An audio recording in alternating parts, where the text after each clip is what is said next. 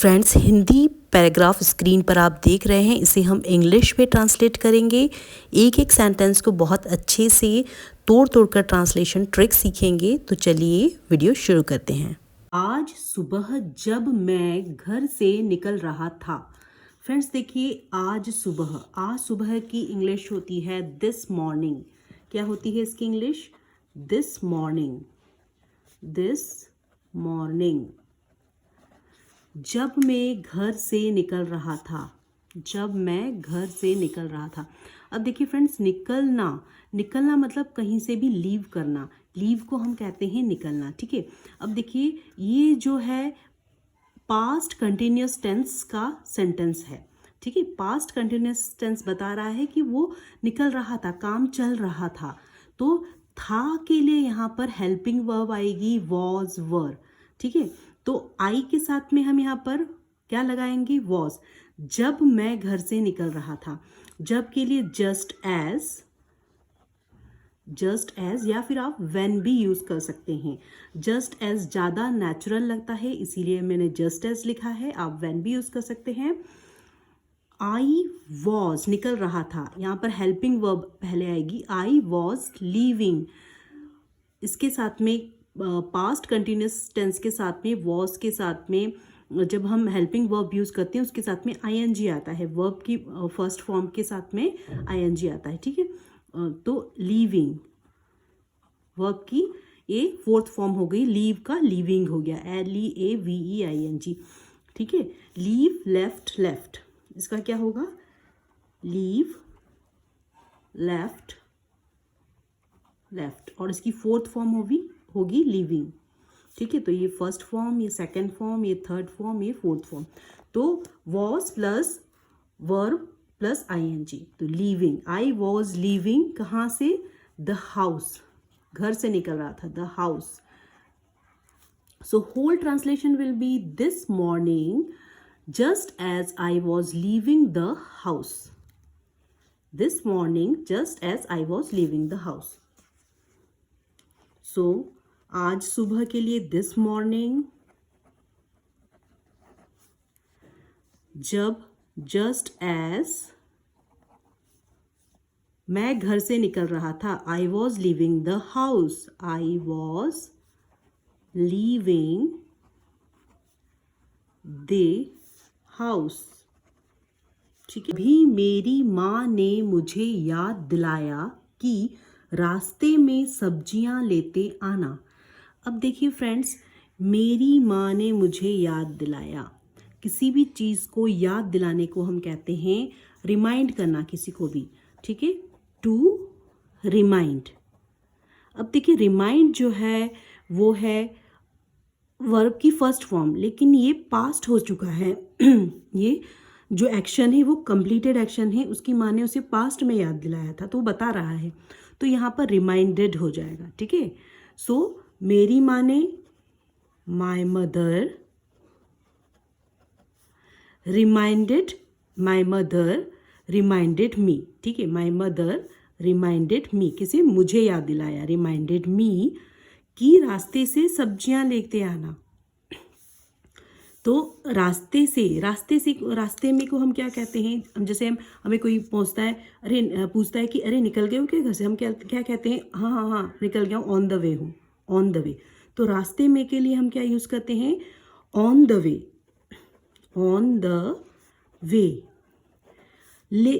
रास्ते में से जब वो लौटेंगे तब सब्जी लेते आने का बोला है। ठीक है, तो ऑन द वे बैक, रास्ते में सब्जियां लेते आना। ठीक है, लेते आना। सब्जियां के लिए हम क्या यूज़ करते हैं? वेजिटेबल्स। ठीक है, वेजिटेबल्स क्या करना है आपको? बाय करना है। तो to buy some vegetables on the way back. To लेने की हमको क्या कहते हैं? लेना मतलब खरीदना, तो इसीलिए हम क्या कहेंगे? To buy some vegetables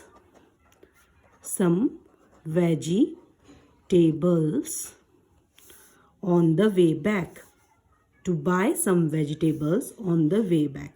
So whole translation will be, my mother reminded me to buy some vegetables on the way back. My mother, मेरी माँ ने मुझे याद दिलाया, माई मदर रिमाइंडेड मी कि रास्ते में सब्जियां लेते आना। To buy some vegetables on the way back. So whole translation will be my mother reminded. Remind का क्या हो जाएगा? रिमाइंडेड, क्योंकि पास्ट का एक्शन है इसीलिए ईडी लगेगा। मी टू बाय सब्जी खरीदने को कहते हैं। To buy some vegetables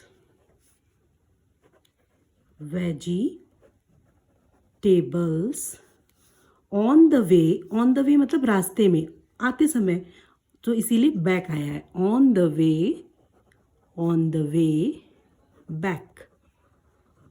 way back. So whole translation will be my mother reminded me. Reminded इसलिए आया है क्योंकि पास्ट का एक्शन है। My mother reminded me to buy some vegetables on the way back. इसको याद रखना, कभी भी कोई पूछे कहाँ हो, यदि आप रास्ते में जा रहे हो तो हो आप इस तरह के, या I am on the way back, I am on the वे। यदि आने के लिए यहाँ पर, लौटने के लिए यहाँ पर बैक यूज हुआ है। रास्ते में की इंग्लिश होती है ऑन द वे। मैं जल्दी में था। अब जल्दी में किसी चीज़ को करने को हम कहते हैं हरी। ठीक है, हम क्या कहते हैं इसको?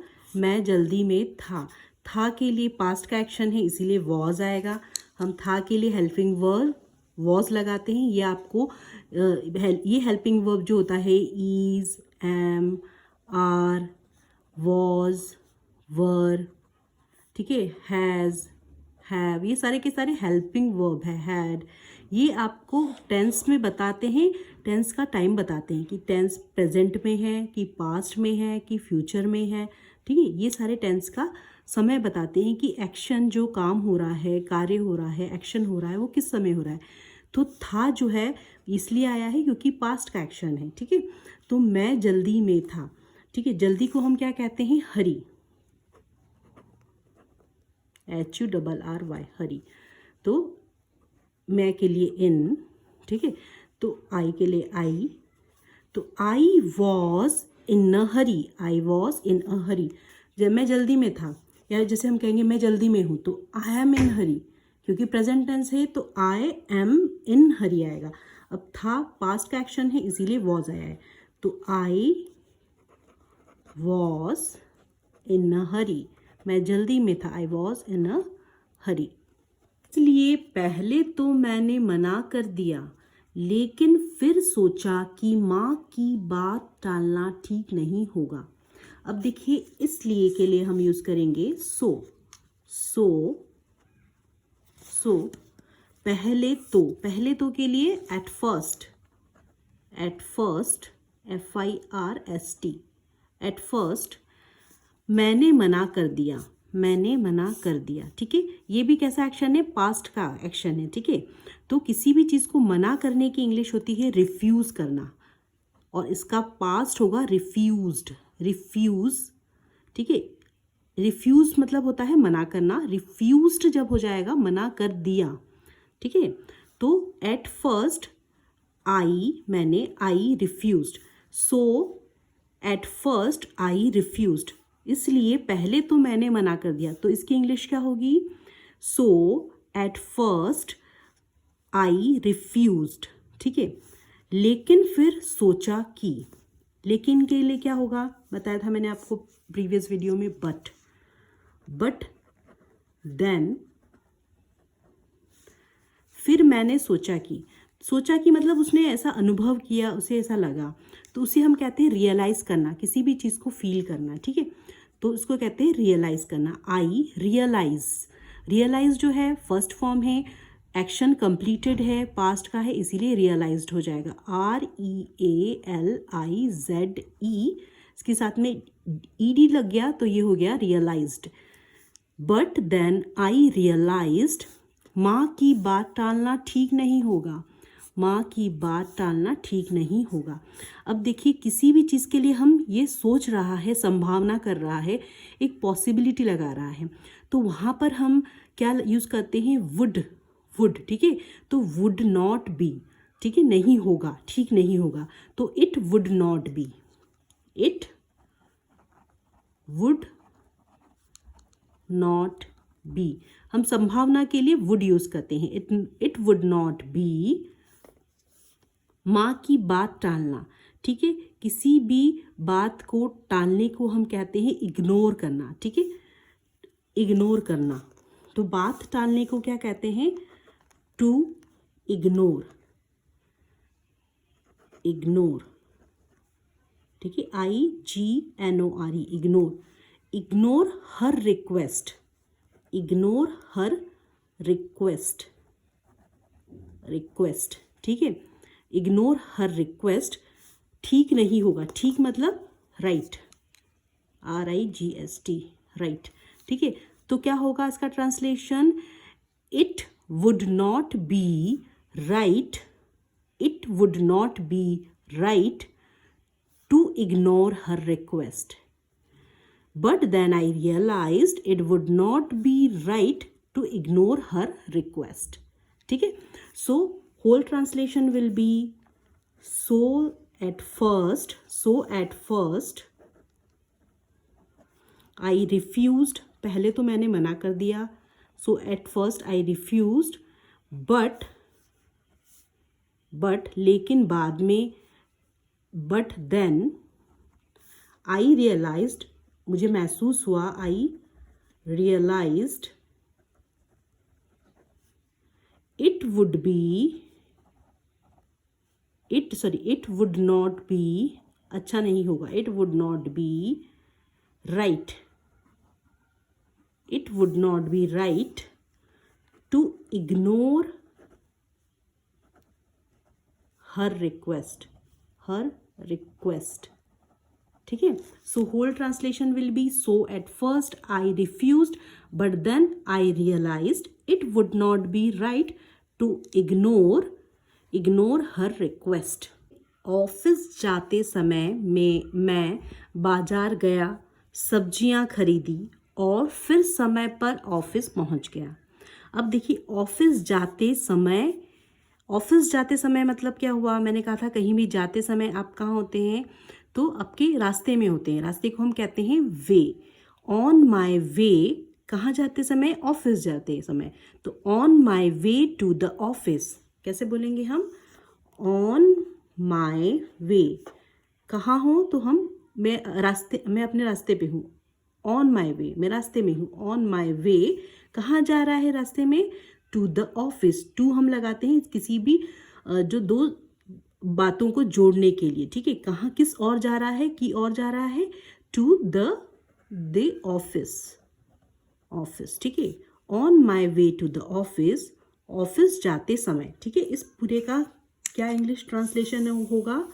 ऑफिस जाते समय, on my way to the office, ठीक है।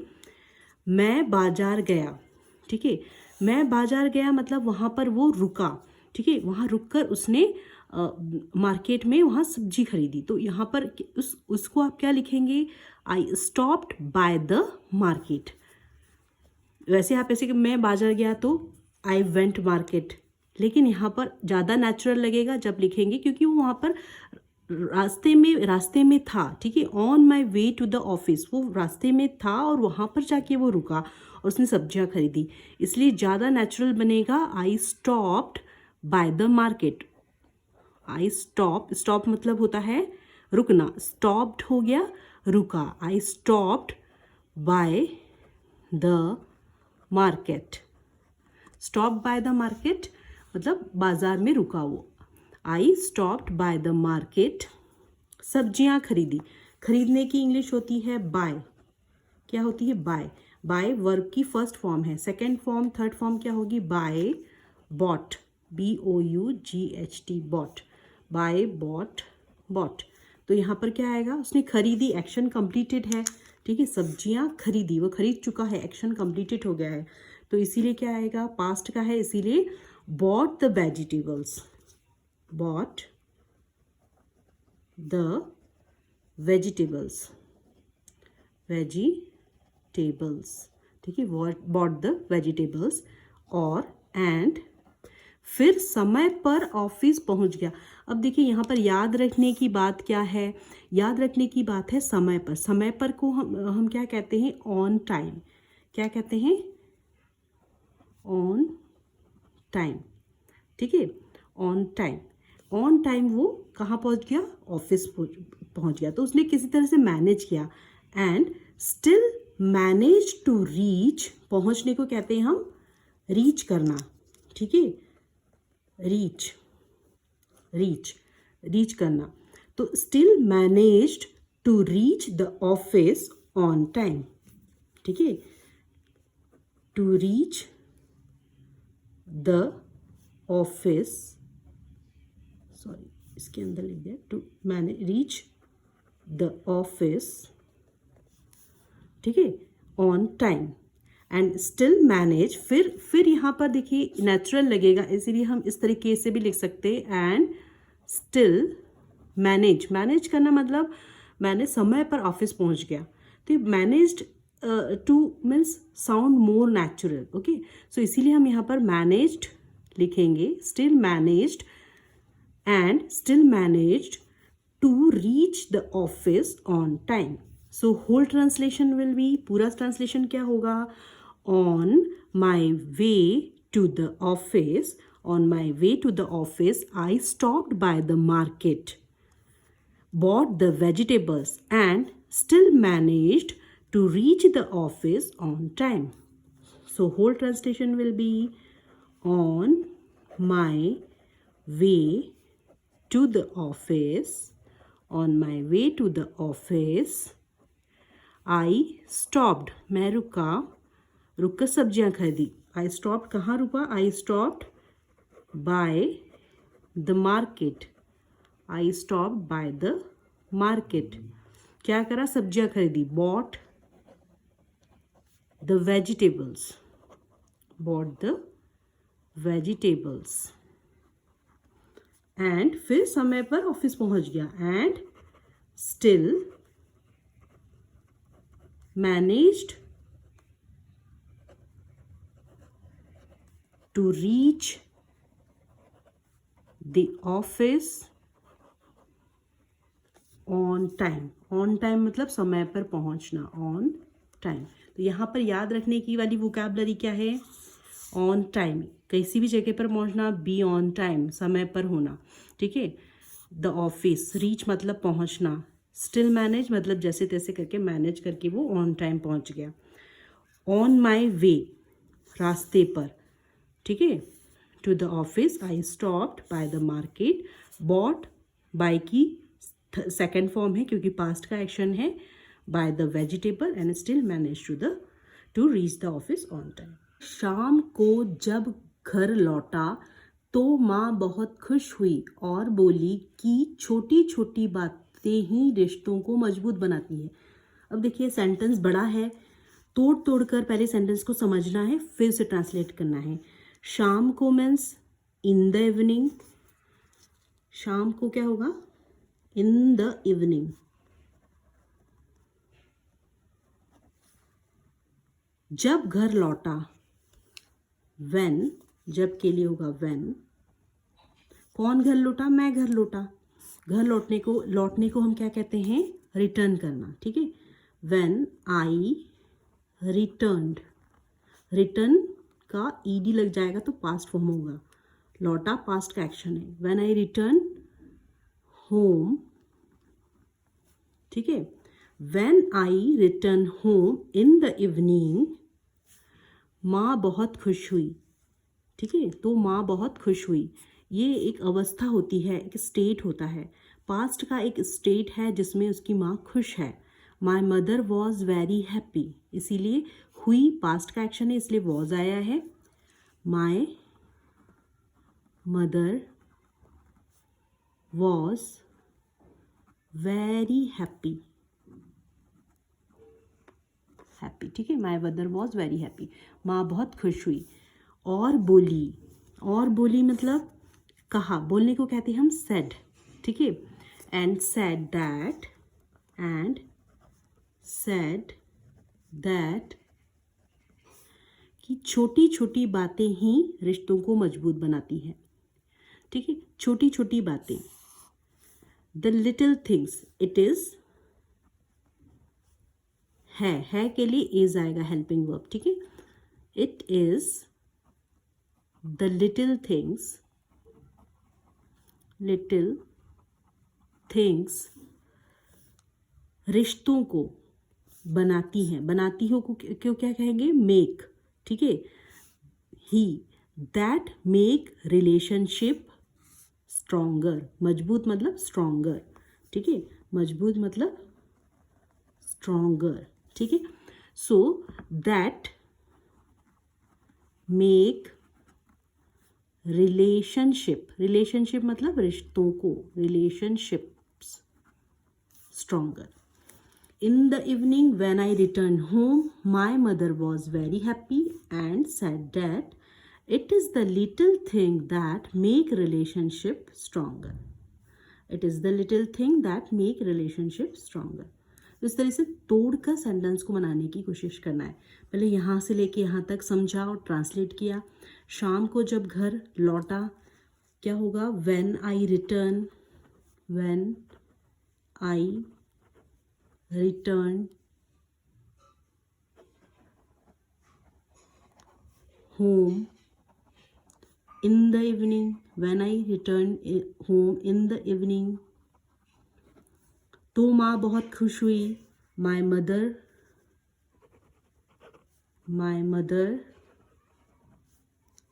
was very happy और बोली कि and said, say का सेकेंड फॉर्म होगा said। क्या होता है, say, said, वर्ब की first form, second form, third form. Past का एक्शन है इसलिए said आया। ठीक है, said that